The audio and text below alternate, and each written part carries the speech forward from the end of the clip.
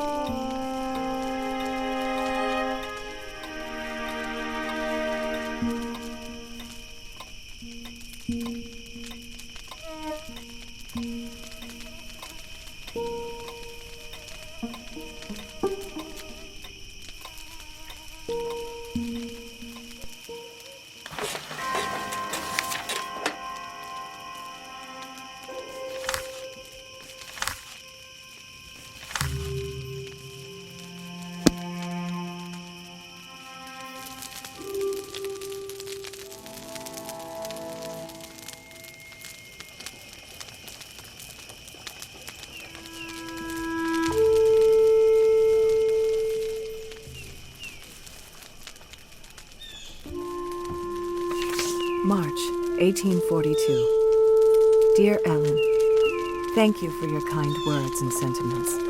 Our loss has been almost more than we can bear. Poor Henry does not speak John's name, and last month was strangely struck with all the same symptoms of lockjaw we saw in John, fever and sweats and cramping of the jaw. We were so afraid that we might lose him as well. Sincerely, Sophia.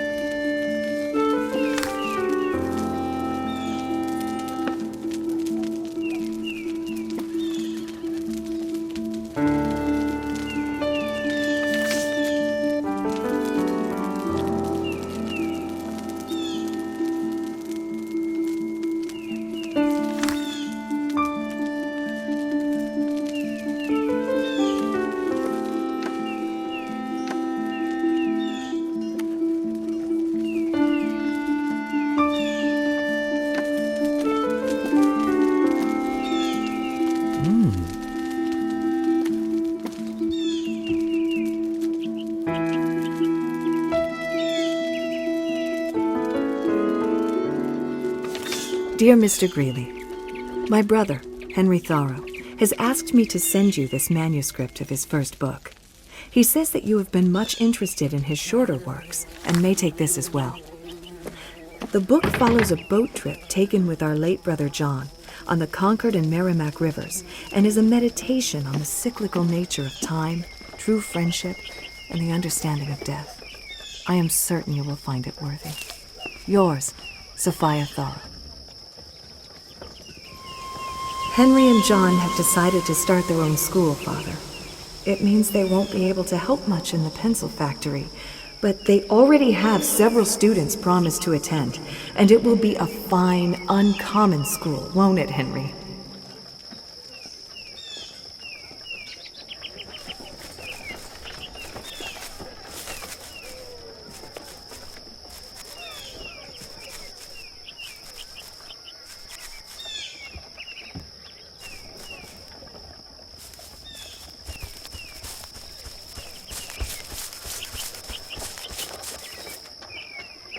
Signs were hung out on all sides to allure him, some to catch him by the appetite as the tavern and the victualling cellar, some by the fancy as the dry goods store and the jeweler's, and others by the hair or the feet or the skirts as the barber, the shoemaker, or the tailor.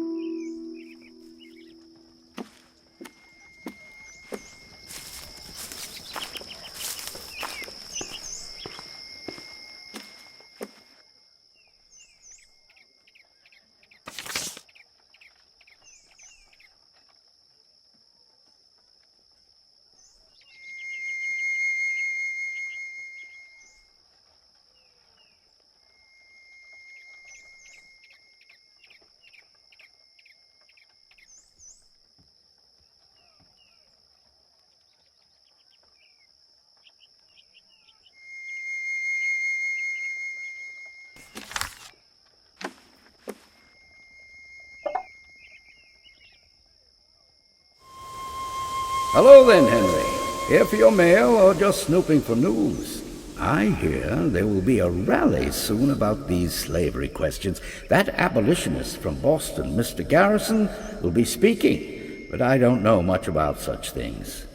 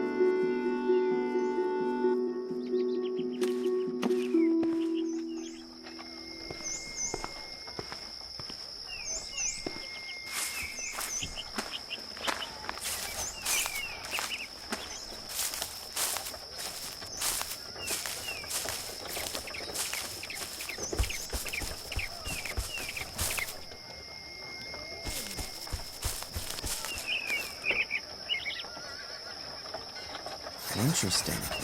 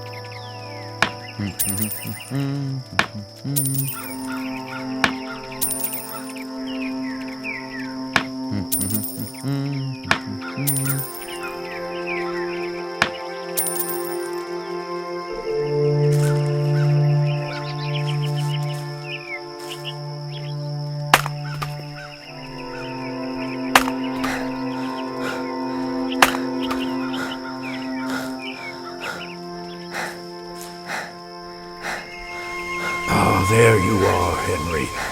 This new poem of yours is exceptional. I think it may be the purest strain and the loftiest that has yet peeled from this unpoetic American forest. Tell me, what are you working on next? And have you thought much? Dear Mr. Emerson, it was good to dine with you and Mr. Thoreau last week. He has written a good piece in the last style, which gives the spirit of what he sees. Even as a lake reflects its wooded banks, showing every leaf, yet giving the wild beauty of the whole scene. I sense, however, that such an uncompromising person is fitter to meet occasionally in the open air than to have as a permanent guest at table and fireside. I feel from your cooling praise that you may have suffered some inconvenience in your relations with him. E.A. Dwakink, publisher. Dear Sir, Mr. Henry D. Thoreau of this town is working on a book which he wishes to publish. It is the account of his experiment in living in the woods of our Walden pond. The book has many merits and may be his best work to date. It will be attractive to lovers of nature as well as scholars, and to all thoughtful persons for its originality and profoundness. Would you like to print this book in your American library? I am sending you a draft on behalf of the author. Yours respectfully, R.W. Emerson.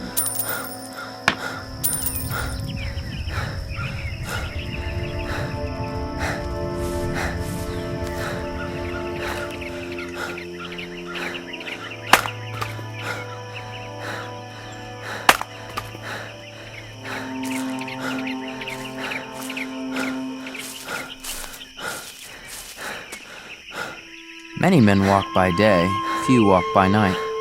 It is a very different season.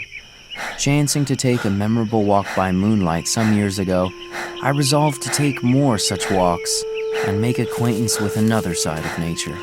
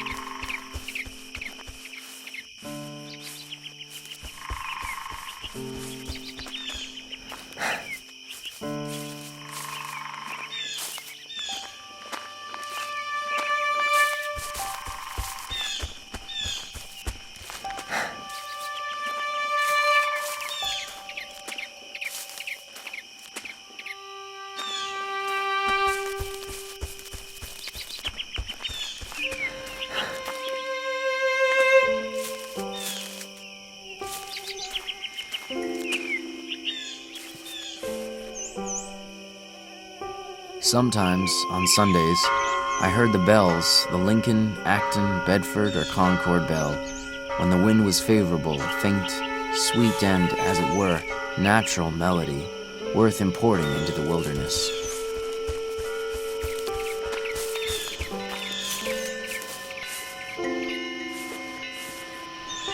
Our whole life is startlingly moral. There is never an instant's truce between virtue and vice. Goodness is the only investment that never fails.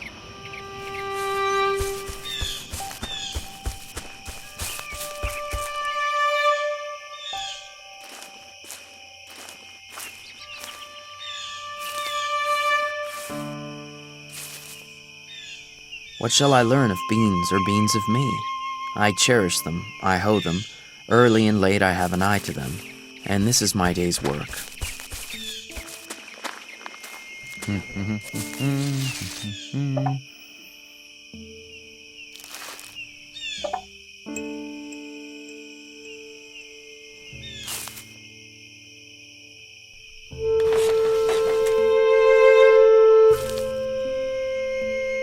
the course of the summer, it appeared by the arrowheads which I turned up in hoeing that an extinct nation had anciently dwelt here.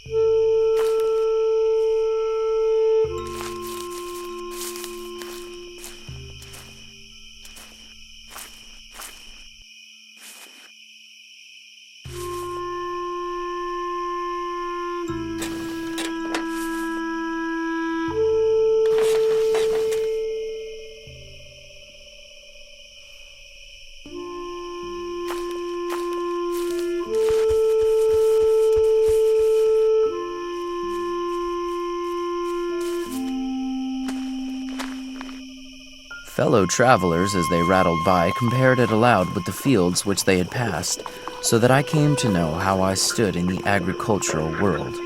Mine was, as it were, the connecting link between wild and cultivated fields. As some states are civilized, and others half-civilized, and others savage or barbarous, so my field was, though not in a bad sense, a half-cultivated field.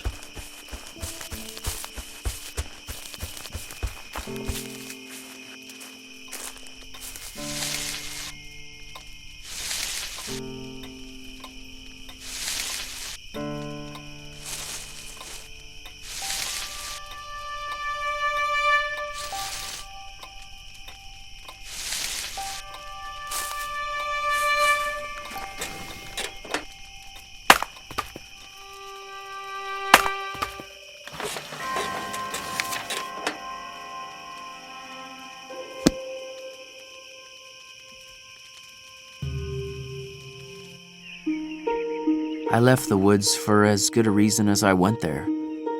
Perhaps it seemed to me that I had several more lives to live, and could not spare any more time for that one.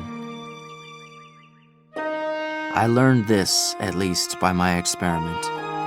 In proportion as one simplifies their life, the laws of the universe will appear less complex, and solitude will not be solitude, nor poverty poverty, nor weakness weakness.